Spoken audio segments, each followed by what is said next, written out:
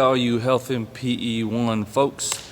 I'm here in the Augs gym. My name is Coach Riley. I am the volleyball coach here, but I teach 3 classes of Health and PE 1. This is a lot different than it has been in years past, but we're going to get through it. We're going to have fun with it. I want to show you a video on the rules of volleyball. We'll get started with the rules first, then I'll go over some serving. But it's also important to know how to pass, how to play defense, how to hit the ball, how to set the ball. Those are all things that we're going to cover in these videos. So the first thing about volleyball, we're going to go over the dimensions of the court. The purple line behind me is 30 by 30 on this side of the net. On the other side is 30 by 30. So if you add that together for all you math folks, 60 by 30 is the total length of the volleyball court. There's a purple line on the other side of the logo right here on the floor. This is called the 10-foot line. The 10-foot line is there so you can separate the back row and the front row. If you are in the back row, you are not allowed to attack the ball above the height of the net and hit the ball to the other side if you're in front of that 10-foot line. You can jump from behind it. You jump from behind the line and attack the ball, and the ball goes over and in, it will count no matter where you land, as long as you take off from behind that 10-foot line. Front row, you can go anywhere on the court. You can play back row as long as you're not in front of somebody or behind somebody. You can play front row. You can play any position on the front row. You can switch once the ball is put in play. But to start with, you have to be in front of the 10-foot line. The back row, you have to be behind the 10-foot line to start with.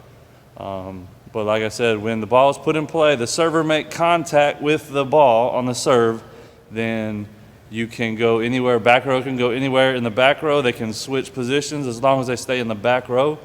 The front row, you can stay in the front row and you can switch from right to left or middle to outside or right side to middle after the ball is put in play.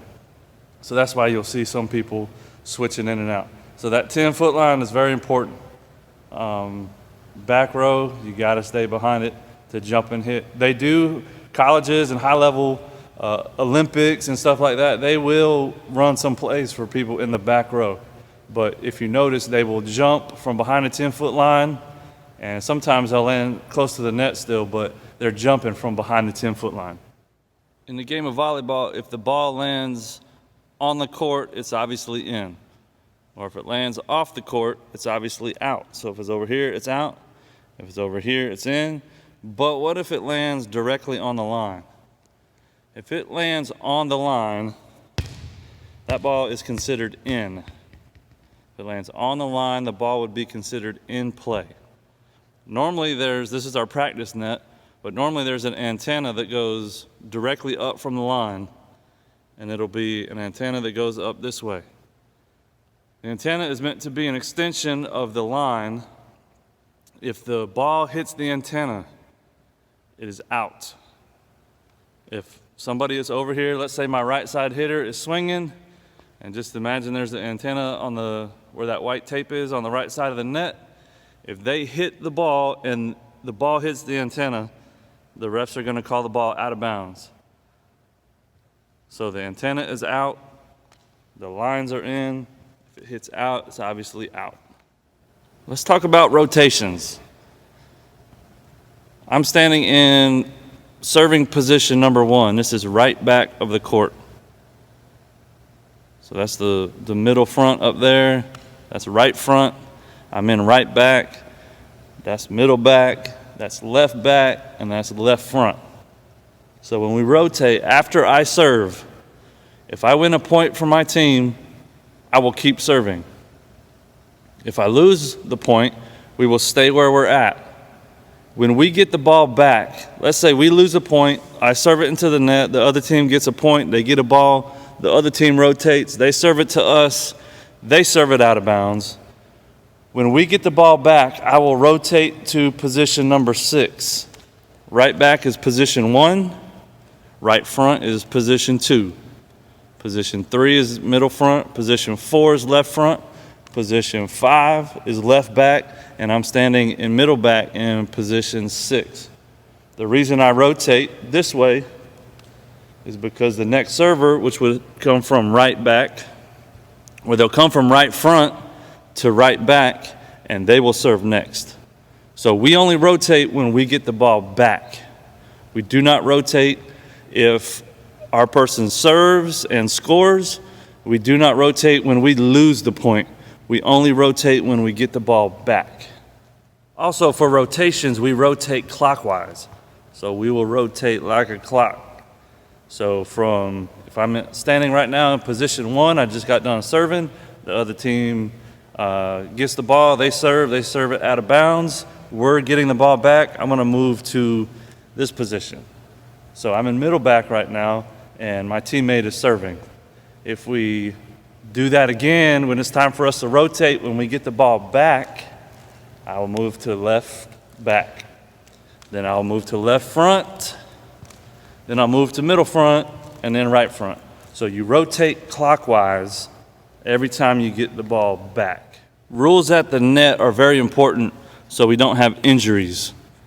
In the high school game, the varsity game, the JV game, travel ball leagues, they all have different rules for the net play. But for PE, we don't want you touching the net at all. If you get into the net, we'll call a violation. Even if it's unintentional, if you get into the net, the other team is going to get a point in the ball. That includes trying to jump up and spike the ball and accidentally hitting the top of the net. That includes I'm trying to block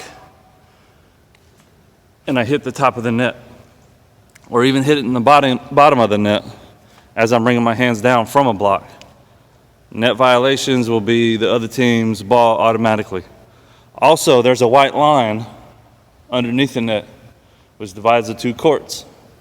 If I step on the line, that's fine. If I'm completely over the line, y'all see how my shoe is completely over the line? That would be a violation. You can be on the line, you can be a little bit over, but still be on the line, and it's okay. If you go over here, my foot is completely on the other side of the net, and the other team is at risk of injury. So in that case, the other team will get the ball. That would be a violation. Let's say I'm an outside hitter. That means I'm left front. I am one of the ones that can destroy the ball. So I'm an outside hitter. When the ball is on the other side of the net, I'm going to be at the net. I'm going to be blocking at the net. So I'm right here blocking at the net. When I'm at the net, I'm watching the other side. The ball's on the other side, I'm playing defense. So I'm watching the ball. If they set the person directly across from me, I'm going to try to block them. So we're going to jump and block, try to block them. When I come down from the block, I need to transition to offensive mode. So I'm going to turn around, I'm going to run, I'm going to spin back around, and I'm going to end up a little bit away from the net. So that way I can get some momentum back towards the net. The setter will be inside the 10-foot line normally. They'll be over here inside the 10-foot line. They will set me the ball, and I will go attack and approach. This is called transition. Middle hitters on the middle, in the middle of the court, they jump to block, and they will transition a little bit differently, but they will still transition. That means going from defense to offense. They have to get off of the net and into offensive mode. Right side hitters, they will do the same thing. They will jump to block. They will open up towards the court and then come back this way, watching the setter the whole time, watching the ball the whole time. So if the setter does set them, they can be up and they can attack the ball. So that's a little bit about transitions. The way we run our offense, we have two setters typically. A setter usually is in right back playing defense. So a setter would be here, and they would be looking at if an outside hitter is swinging from there, if a middle hitter is swinging from there, or if a right side hitter is swinging from this side. If they're hitting at us, we're playing defense. If the ball's on the other side of the net, we're playing defense. So a setter in a 6-2 will play defense and right back. If the ball's hit to the setter will have to play defense and play the ball up to the middle of the court so somebody else can go get it. If the ball is hit to, let's say it's hit to middle back, as soon as the ball is hit to middle back, the setter will come up inside the 10-foot line and set from here. From here, I can set the outside, I can set the middle, I could back set the right side, which is over there. I could also, from this position, I could also set a back row from the left back or a back row to the middle back, which would be, they would jump from beyond the 10-foot line. So that's a little bit about setters playing defense and setters moving up to set, and we have 3 different options. In a 6-2 system, that means we have 2 setters. When we go 1 full rotation around the court, 2 setters, 6 hitters. That's why it's called a 6-2. If we are running a 5-1, a 5-1 means that you have 5 hitters, but only 1 setter. So the setter, right now I'm in right front. The setter would normally start right front. They will set here. The reason why it's a 5-1 is because this one setter can set outside right now. They can set middle or back row, but right now, because I'm in right front, I am the 3rd hitter, so I don't get an option to back set because that back set would go nowhere. I'm the one that's in right front, so I can set middle or outside right now. When I rotate, and I'm in the back row, it would be just like the 6-2. So the next 3 rotations, it'll be just like a 6-2. When I get back up to the front row, remember, I'm the only setter right now, so this is why it's called a 5-1. Now I'm in left front, but I need to get to right front to set. Once the ball is put in play, once the server, let's say the opposing team serves it, as soon as there's contact made by the opposing server, I can move within the front row, I can move to right front and set from here. So that's why if you've seen videos or you've seen the game of volleyball, that's why people are switching, because we might have an outside hitter where the setter needs to be and a setter where the outside hitter needs to be. So that's why they switch. That's where the switching is going on. So that's a little bit about a 5-1. 1 setter, 5 hitters. If you've watched volleyball, you might have seen somebody in a different colored jersey running in and out, not even counting as a sub. That's called a libero, or some people call it libero. I call it libero because that's the way I say it. Some of the overseas people, they call it libero, but I call it libero. The libero is a defensive specialist. Normally, they will stay in middle back or they will stay in left back.